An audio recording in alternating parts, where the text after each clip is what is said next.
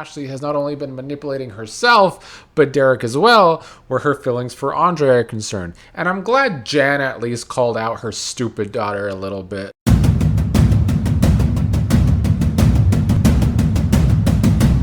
What is up, everyone? It is November 6, 2025, here to talk about today's Thursday Beyond the Gates episode. An episode that, for the most part, was irritating the hell out of me. Thankfully, all is well that ends well, because Andre saved this episode from being a total disaster, actually. I really thought we were going to come out of this episode and I was going to have to get on here and tear the entire show apart. And I still have quite a complaint to talk about, but at least I don't have to complain about Ashley back in Andre's orbit, at least not for right now. Let's begin with Dani and Andre. They are two of the characters that have become what little tape is holding this show together, with the rest of the stories being so not great. In fact, I think that was my problem with today. It had the stories on that I don't like, Vanessa and Joey, and then Derek and Jacob, Naomi, and then Ashley and her mom, and Ashley wanting to get back with Andre. All of the bad stories were on today. The only thing missing is if they were still doing the Kat, Eva, Tomas love triangle from hell. But Dani and Andre were cute today, and the story has been as of late that these two might just really be falling in love. And even their sex is changing. They've gone from good old-fashioned fun, raunchy sex to some also good old-fashioned intimate lovemaking. And I think that is also speaking on the difference of their relationship. For the many first months of this show, these two were just friends with benefits, just together for a good time to take each other's troubles away and have some good sex. But now they are developing feelings for each other, and with that, the sex is changing too. So good on the show telling that story, and I think it's been good development for not only them as a couple, but just Andre as a character in general. Andre is becoming, as my guy Devin would say in the comments, one of the big baby faces on the show right now. And by the end of the episode, that was cemented. But before we get to the end of the episode, let's talk about Ashley and her mom. These were the irritating scenes today. You know, watching this show live, these scenes made me want to stop watching live. I'm not going to lie. It made me want to go back to watching on Paramount Plus so I can fast forward the stories that I don't like. During the summer, I used to just watch on Paramount Plus and I would fast forward Ashley, Derek. Anytime they were in scenes together, fast forward, and it was so lovely to be able to do that. Having to watch them live was so irritating. Ashley was complaining that Derek lied to her about being able to walk, that he was going to wait until their wedding to tell him the truth, and that it was so manipulative, even though this whole time Ashley has not only been manipulating herself, but Derek as well, where her feelings for Andre are concerned. And I'm glad Jan at least called out her stupid daughter a little bit, that she's been lying to. Not enough for me. I wanted Jan to really give it to her daughter, but she didn't.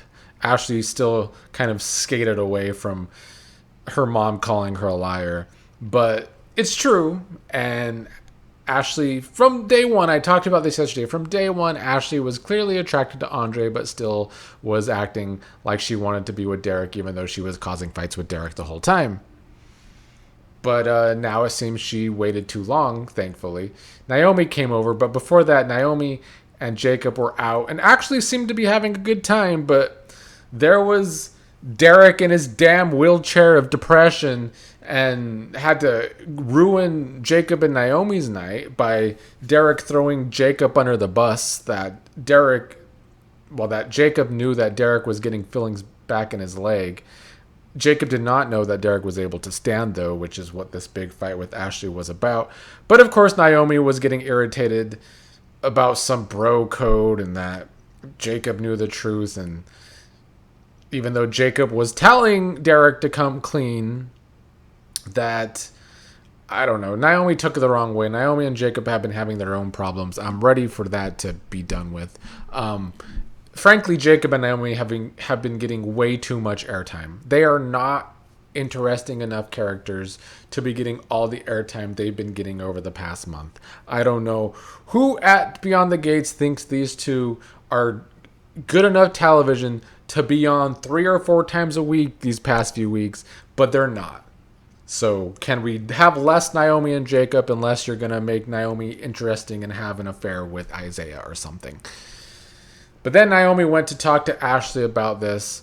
One good thing Naomi did do in this episode was tell Ashley that she doesn't want this another Haley situation.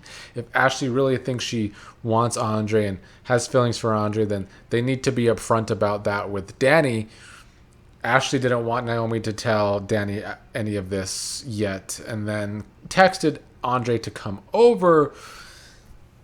Thankfully, Andre told Ashley that it's too late, that he thinks he's falling in love with his wife, which is what the show has been writing for the past few days. I was dreading that this episode was going to end with Andre and Ashley kissing and just be the cherry on top of an otherwise miserable episode. But that's not the case. Andre is a great baby face right now. He's really risen as one of my favorite characters over the past couple months. So good on Andre for saving not only this episode, but the next several weeks in getting, or hopefully getting, Ashley out of his orbit. I don't know where they're taking Ashley from here. Genuinely don't care.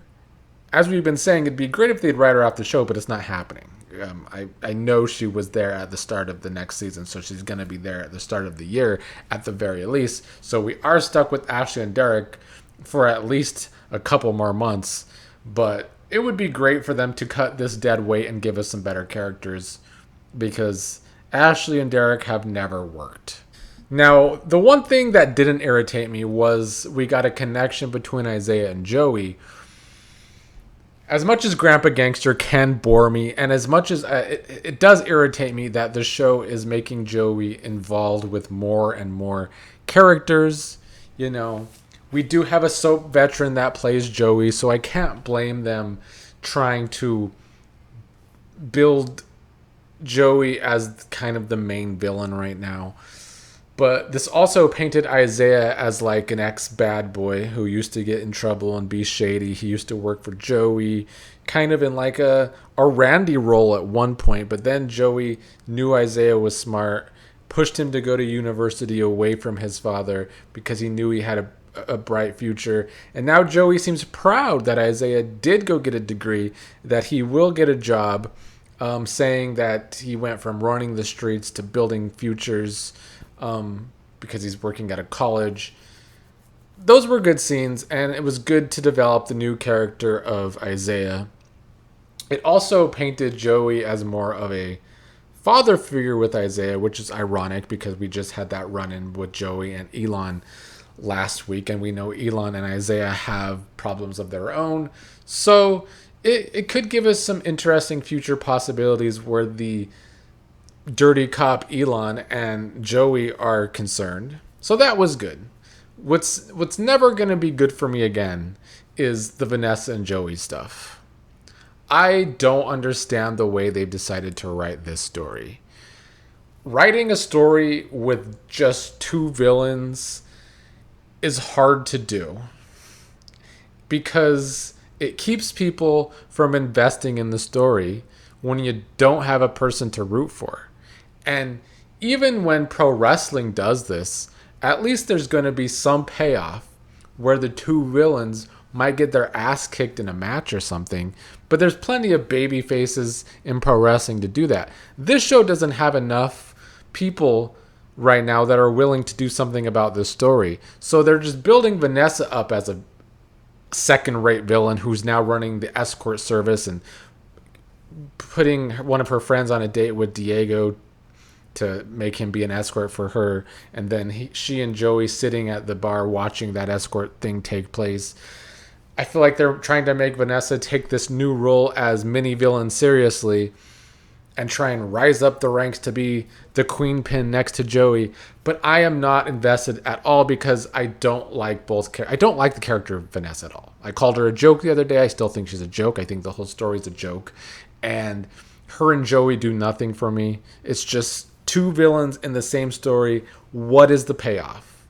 I know a lot of speculation for weeks now. A lot of you have said, well, maybe Vanessa really knows that Joey killed Doug and she's going to try and take him down. But as I've been saying, that's bad writing to me. I know we got the swerve with Haley, that we got to see what her real plan was. Maybe they're trying to do the same thing with Vanessa. But at what point is the show going to realize that in order to make us not only care about their characters, but just like their characters, they got to give us better writing. They have to let us in on the stories sometimes.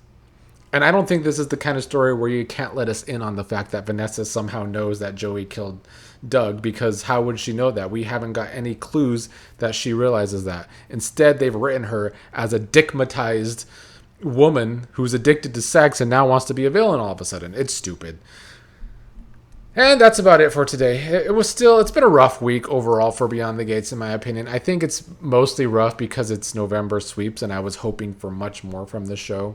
I was just hoping for more entertainment and maybe just really giving us some stories revving up, but we're not getting that right now. Hopefully later in the month we will at least get that. But as for this week, only the Ashley Derek stuff has moved along. And that's irritating. But at least today, Andre put a stop to Ashley's stupidity. And maybe Ashley and Derek will be off the rest of November. That'd be great. That could make November better with just that alone.